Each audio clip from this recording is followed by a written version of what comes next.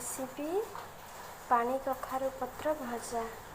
देखो मु सरिष जीरा पियाज पेस्ट करी से लुण हलदी लंका गुंड और सरिष तेल मिसई एमती कखारु पत्र भीतर आ बाहर पटे लगे देछि। एथरे कढ़ाई बसी ताको तेल दे भाजिबा। एबे कढ़ाई गरम हो गला परे एथिरे सरिष तेल पकेइबा। देखते कखारु पत्र कढ़ाई रे देदेली। आम भल भाव दुई पट साइड फ्राए करवा। एबे देखते आमर एपट साइड हो भल भाव उल्टईदेवा। एमती सब जगह कखारु पत्र उल्टईदेवा।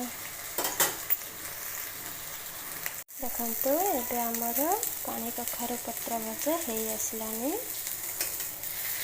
देखते दुई पट साइड भल भाव उल्टे भाजी ने। एबे आमे कढ़ाई रू बाहर करदेवा। देखो एबे आमर प्रस्तुत हो गला गरमा गरम पानी कखारु पत्र भजा। एक भात एवं पखाल सहित लगे खाई पारे बहुत टेस्ट लगे।